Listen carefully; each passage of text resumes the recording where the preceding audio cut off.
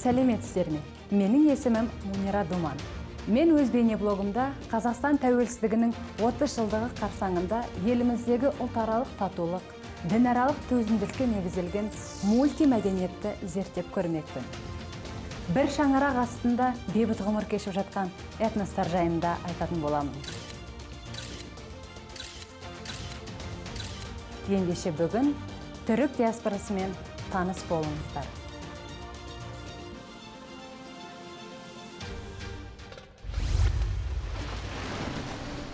Қазақстандағы түрік этносының өкілдері өздерін Ахыска түріктеріміз деп атайды. Себебі олар Осман империясында Ахыска патшалығы деп аталатын аймақтан қоныс аударған.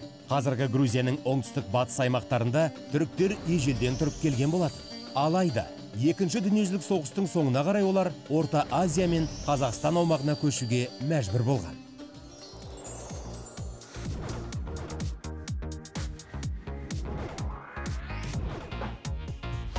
Сол уақыттан бері жергілікті Ахыска түріктері Қазақстанды отанымыз деп есептейді.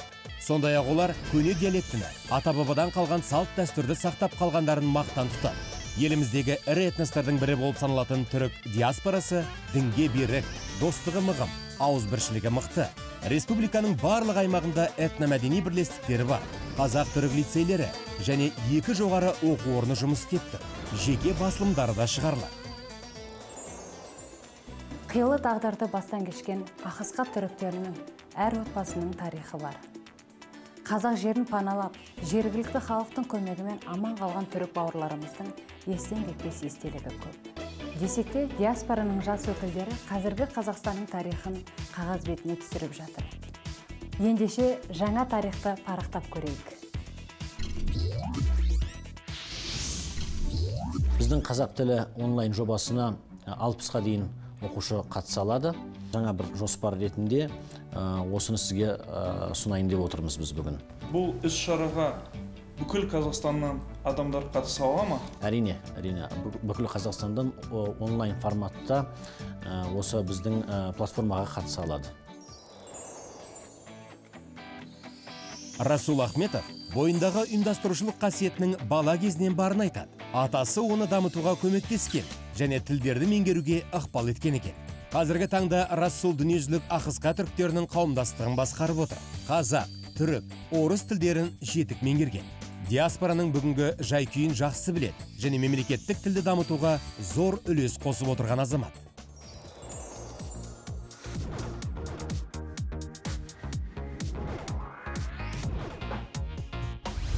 Расул өзінің мүдделес адамдармен бірге мемлекеттік тілді меңгерудің жаңа әдістемесін талқылап жатыр. Әлемді жайлаған пандемияның салдарынан онлайн оқу жүзеге асырылуда. Жаңа білім беру жобасы қашықтықтан оқытуға ыңғайланып жасалған. Диаспораның қазақ тілін жылдамдатып үйрететін тіл дарын бағдарламасы тегін түрде бірнеше жылдан бері кез келген ұлт өкілінің тіл үйренуіне мүмкіндік беріп отыр. Ал Ахыска түріктерінің балаларының 80%-ы бүгінде қазақ мектептерінде білім алып жатыр екен. Этнос үшін бұл үлкен мақтаныш. Расул, сіздің жұмысыңыз бір сәтке де тоқтамайтын сыңайлы ғой. Әрине, келісем. Қазіргі кезде біз мемлекеттік тілді меңгерудің жаңа әдістемесін дайындап отырмыз. Ол осы айдан бастап онлайн форматта жүргізіледі. Енді айтып өтсем, бұл мәселе, мемлекеттік тілді меңгеру мәселесі біздің этнос үшін өте маңызды бір мәселе. Себебі сонау 1944 жылы Грузиядан Қазақстанға қоныс аударылған кезінде қазақ халқы көмектесіп Ахыска түріктерінің аштықтан аман қалғандарын атам маған үнемі айтып отыратын. Сол үшін біз Ахыска түріктері қазақ тілін меңгеру өзіміздің парызымыз деп санаймыз. Ол үшін осы қолымыздан келген барлық мүмкіндіктерді жасауға дайынбыз. Менің білуімше, пандемияға дейін Қазақстаннан 500 адам Түркияда өткен қазақ тілін меңгеруге қатысты семинарға барған еді. Оны сіздердің қауымдастықтарыңыз ұйымдастырған болатын. Иә, ондай бағдарлама бізде бар. Ол Түркия мемлекетінде ұйымдастырылатын болатын. Бағдарламаның аты тіл дарын деген. Бұл өзге ұлт өкілдерінің арасындағы қазақ тілді меңгеру бағдарламасы. Енді осы пандемиядан кейін біз ол бағдарламаны жалғастыратын боламыз. Біздің келесі кейіпкеріміз бір емес, 4 тілді меңгерген екен. Оның екеуін небәрі 2 жылда үйреніп алған екен. Карбамазепиннің жаңа дозасын көбейту керек. Иә, судорогты бермес үшін қалмасын, емілсін, ауырмаңыз. Сәлеметсіз бе, Сабина Исмаилқызы?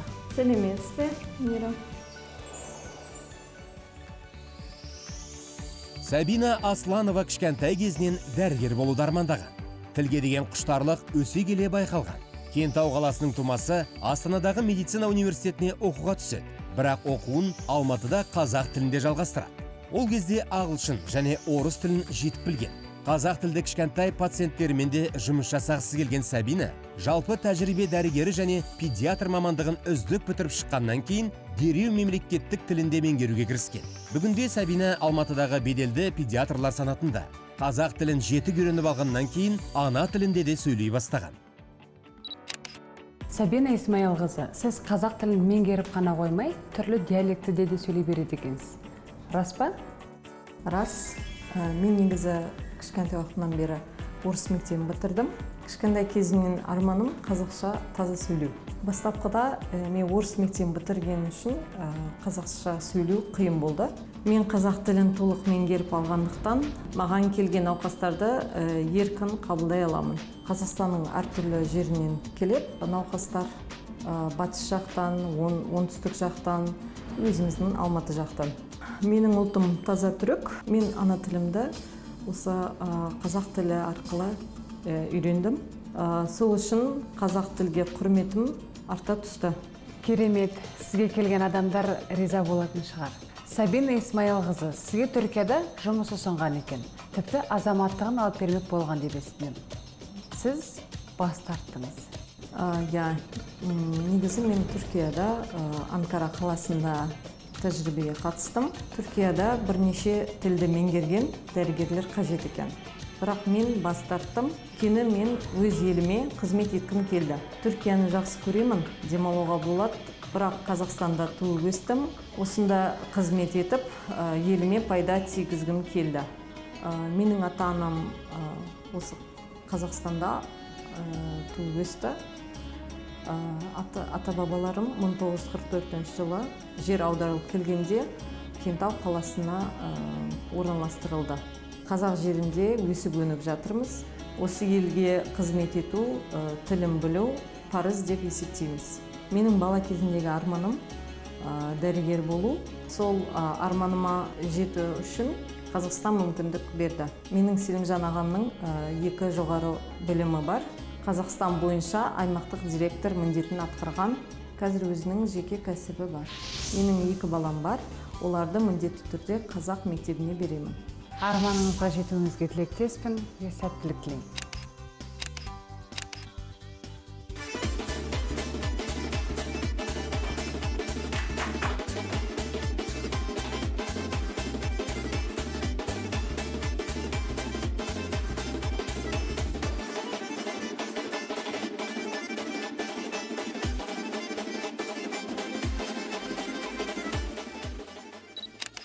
Ақысқа түрік қауымдастығының балалар би ансамблі тек түрік билерін ғана емес, сонымен қатар түркі тілдес елдерінің және Кавказ билерін де билейді екен, иә? Иә, біздің балалар би ансамблі Ақысқа түріктердің тек қана ұлттық билері емес, ол осы өзге түркі тілдес елдерінің билерін және Кавказда билерін билейді. Және осы ұлттық билер біз үшін өте маңызды. Себебі ол ұлттың, этностың ұлттық болмысын көрсетеді, мінезін көрсетеді. Ақысқа түріктерінің 4000-ға жуық билері бар. Әр бидің өзінің тарихы бар. Және осы ұжым биі, ол осы біздің балдары болса да, үлкендері болса да, оларды жақындастырады. Қазақстанның түрік этникалық тобы ондаған жылдар бойы өзінің тарихи отанынан алыс болғанына қарамастан, би мен тілін ғана емес, сонымен қатар ұлттық тағамдарын, салт дәстүрлері мен әдет-ғұрыптарын толық сақтап қалды. Дегенмен, жергілікті Ақысқа түріктері Түркиядан іскерлік мақсатта келіп жатқан қандастармен арасындағы айқын айырмашылықтың барын ескере отырып, өздерін Қазақстан азаматымыз деп есептейді.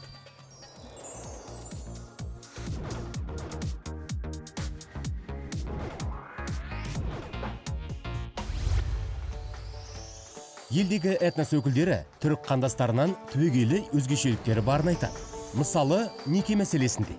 Шынында да шариғат бойынша көбейел алуға рұқсат етілгеніне қарамастан, ақысқа түріктерінің көбейел алған туралы мәлімет тарихта жоқ. Сондай-ақ жас жұбайларға беретін екі жақтың сыйы әдетте жаңа үй салуға, тіпті оның үшін жиһаз толтыруға да жететіндей көлемде болады екен.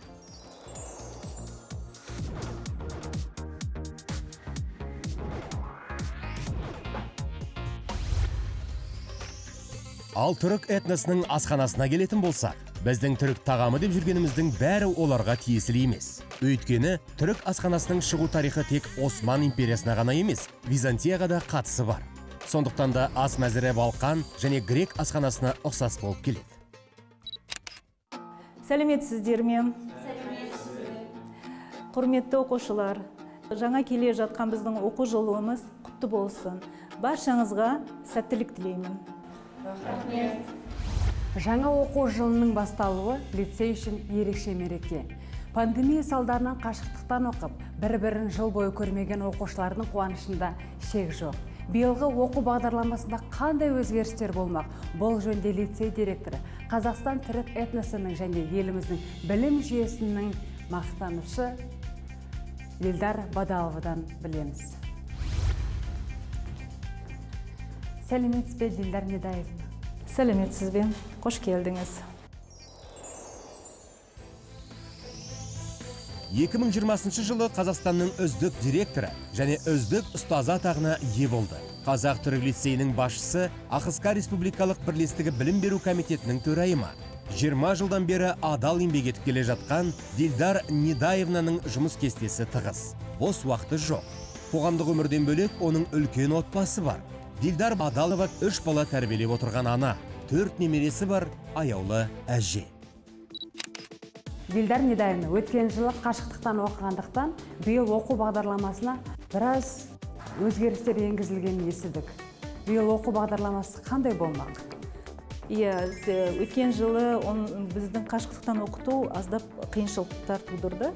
Біздің ғылым білім министріміздің мәліметі бойынша біз осы жылы офлайн, яғни 100% оқуды жалғастырамыз. Қиыншылықтар болды. Неге дегенде биылғы жоспарға байланысты біз офлайн сабақтар басталады, дәстүрлі сабақтарымыз басталады, өзгерістер енгізілді. Неге дегенде сабақтар ылғи 40 минуттан болған. Енді 45 минуттан сабақтарымыз өтетін болды. Одан басқа осы жылы біздің сабақтарға кіру қоңырауы, шығу қоңыраулары енді ылғи біздің қоңыраумен емес, күймен балдар сабаққа кіріп, сабақтан шығатын болды. Одан басқа дене шынықтыру пәнінден 9 қомалақ пен шахмат енгізілді. Салт дәстүрлеріміздің жалғастыру үшін домбыра сабақтары енгізілді. Ең маңыздысы осы. Енді өте қуандым. Бұл неге біздің балдарымызды, біздің жасөспірімдерімізді, келешегімізді біздің қазақ дәстүрімен өсіруіміз ең маңызды мәселелерден біреу. Біз өзіміздің осы лицейімізде балдарымызды сондай тәрбиемен өсіріп, оқытып, білім беріп келе жатырмыз. Өте керемет өзгерістер. Сіздер әдеттегідей биыл оқушыларды шетелге жібердіңіздер ме, әлде пандемияға байланысты бұл жоба әзірше тоқтады ма? Жоқ, өткен жылы да пандемия уақытында да бір қаншама балдар оқу жұрттарына түсті. Бір шақты балдарымызды оқу жұрттарына жерлестірдім. Біздің диаспораның көмегі сондай. Ол да тек қана біздің Қазақстанның жоғары оқу жұрттары емес, Түркияның, одан кейін ақш-қа түскен балдарымыз болды, Канадаға, Польшаға, Чехияға түскен балдарымыз болды. Тек қана біз лицейдің балдарын айтып тұрмын. Одан басқа түгіл Қазақстандан да балдар маған көбі менен көмек сұрап келеді. Оларды барлығының ақылы, ақысыз оқу жұрттарына түсулеріне көмектестік. Сіздер бүкіл отбасыңызбен бір әулет болып, бір шаңырақтың астында тұрып жатырсыздар ма? Бәріміз бір шаңырақ астында біздің салт дәстүрімізді дәріптеп, бір шаңырақ астында тұрып келе жатырмыз. Менің балаларым, одан да әрі менің немерелерім. Біз бәріміз бір шаңырақтың астында өмір сүріп келе жатырмыз. Одан басқа осы жылы менің екі балам, яғни ұлым үйленген, 2 баласымен біз біргеміз. Қызым да, екінші қызым, ол да үйленген. Қазір жоғары оқу жұрттарını бітіріп, үйленген 2 баласымен қазір жұмыс істеп жүр, осы бізмен бірге. Одан басқа, 3-ші баламды қазір қызым осы біздің жоғары оқу жұртты бітіріп, қазір Түркияға тапсырды, магистратураға. Алла бұйыртса түсіп кетсе, қайта оралап, біздің өзіміздің отанымыз, өзіміздің Қазақстанымызға көмегі болып, өзінің жұмысын атқарып, өзінің үлесін қосып, үлкен бір адам болуын ойлаймын. Жақындарда біз өз енеміздің 74 жасын тойладық. Түгіл отбасымыз бір арада.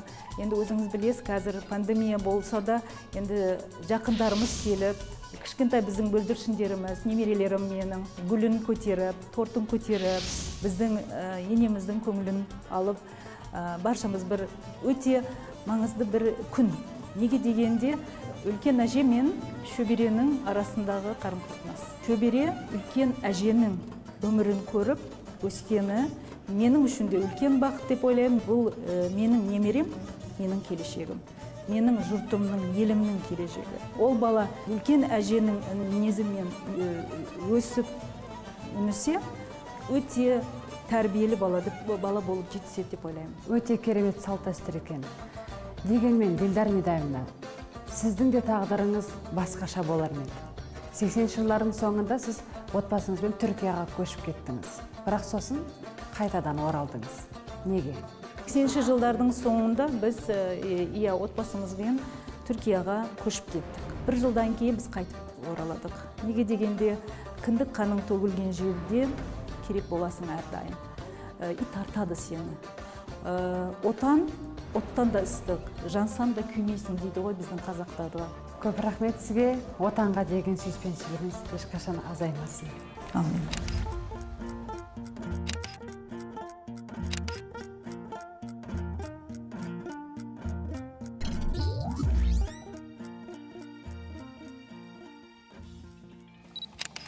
Расул, сіздің қазақ халқының салт дәстүріне деген құрметіңізді, біздің тілге деген жанашырлықтарымызды көріп, мен сүйсініп отырмын. Басқаша болмайды. Себебі біз Қазақстанда бейбіт ғұмыр кешіп келе жатырмыз. Бейбітшілік, бірлік, дінаралық пен ұлтаралық келісім біз үшін өте маңызды. Себебі 1944 жылы Қазақстанға депортация жасаған кезде жолда көп адам өлді. Қазақстан жеріне аяқ басқан кезде біздің ақысқа түріктері Аллаға шүкір біздің дініміз бір, тіліміз ұқсас деп аман қаламыз деп қуанған. Сіздер талай қиындықтарды көрдіңіздер, бірақ оның бәрі артта қалды.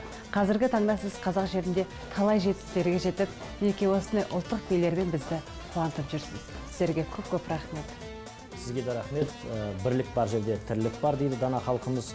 Оны да ақысқа түріктері өте жақсы біледі.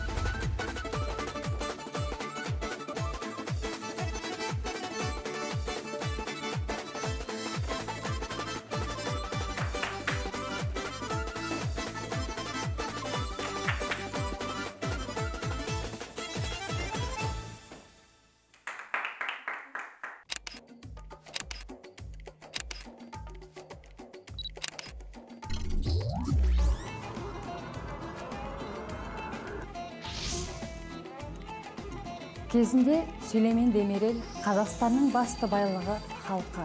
Қазақстан біздің ата-бабаларымыздың отаны деген екен. Түрік лидері еліміздегі ақысқа түріктерін мақтаныш тұтқан. Тарихи болмыстарын сақтаған, ата-баба дәстүрін сатпаған, тілі мен дініне берік этнос туралы бағдарламамыз осымен тәмам.